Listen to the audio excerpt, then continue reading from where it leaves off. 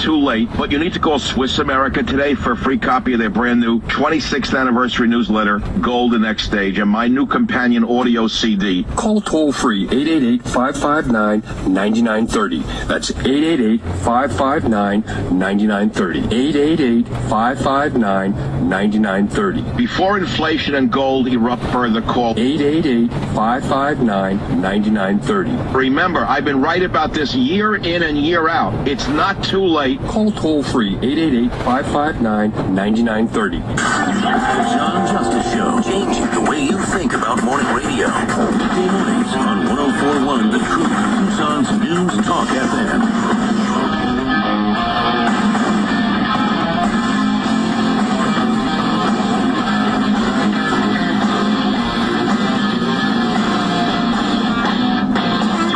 This is the Jerry Doyle Show. Well, we have not been able to establish contact with Dr. Bob Basso, who is scheduled to be with us at this moment, and I understand the concerns that he has in having been called by President Obama directly. Obama telling Dr. Basso that the president was disturbed by the video where he is channeling Thomas Paine and calling for a second revolution to take back America. I'm sure that when you get the phone calls from the White House telling you you cannot talk about this, that there are a lot of cross currents going through your mind as to what's really going on here. What am I getting myself into?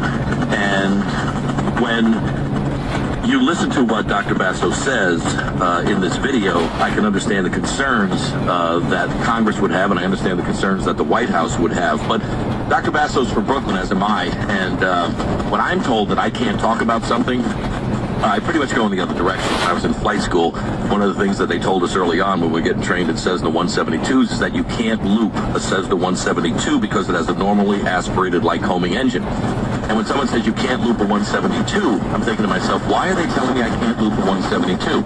I look at aerodynamics, I look at the horsepower of the engine, I look at the weight of the aircraft, I look at how it's loaded up, the rate of balance, and I say to myself, wow, are they doing that to protect me, or what are they exactly doing? What do they want us to not have happen? And trust me, folks, you can loop a Cessna 172. You throw it into a nosedive, full power, pull back on the controls, keep full power on as you approach the apex, you power off, reverse controls, the weight of the engine pulls the nose around, and the engine does not stall. If it does stall, well, the propeller's still spinning, and you'll get an air start, or you can just actually hit the button and crank it yourself, and the engine will restart. So you can loop a Cessna 172. So when I'm told I can't do something, typically I have to find out for myself whether I can or not. And when the White House, through an intermediary, tells me that I can't expose this story to the public, that says to me that they're extremely concerned about what Dr. Bob Basso is all about.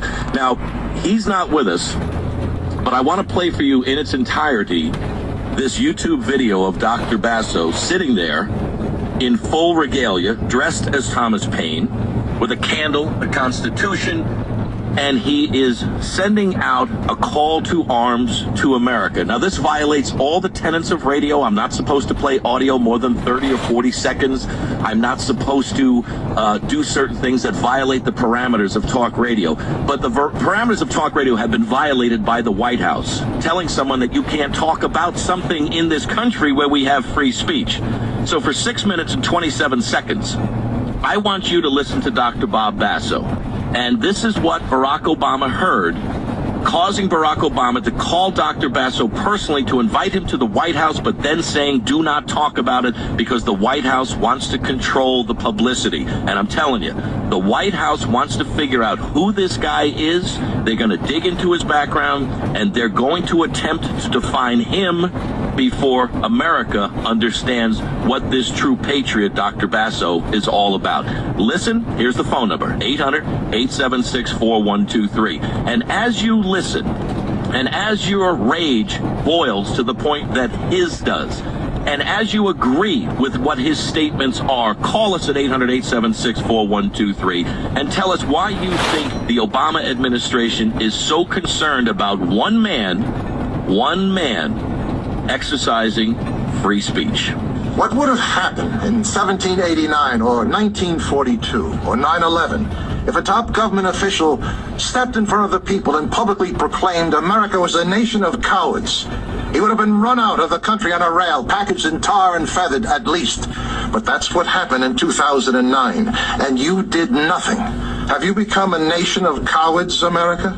In the greatest show of arrogance and disdain any Congress ever showed any citizenry, your dysfunctionally elite, self-interested, none-representing representatives passed the largest spending bill in history without reading it, and you did nothing.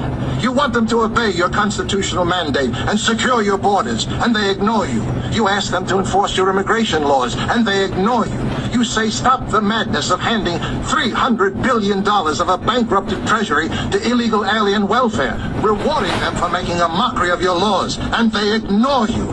And now, in open defiance of the overwhelming will of the people, are preparing more amnesty programs. You say stop exporting my nation's vital industries to foreign shores, and they ignore you. You say no to using your money to bail out failed, corrupt, and greedy businesses, and they ignore you. You say implement the E-Verify system so American jobs go to American workers, and they ignore you.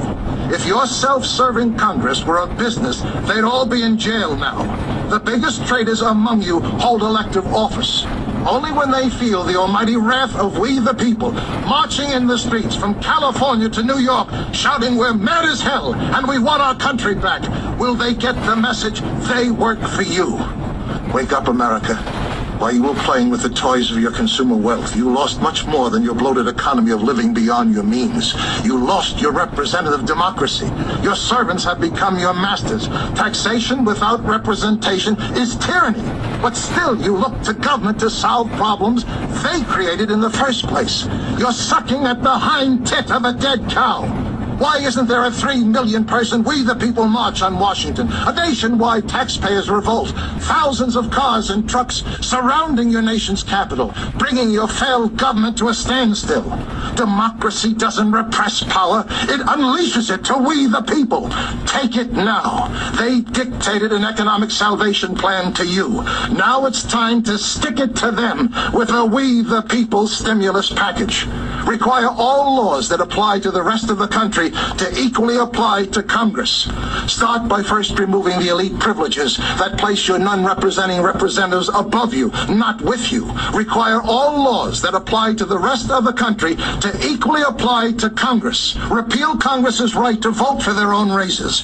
Balance the federal budget. Force your legislators to do what you now have to do. Live within your means. If you don't, you're committing national suicide.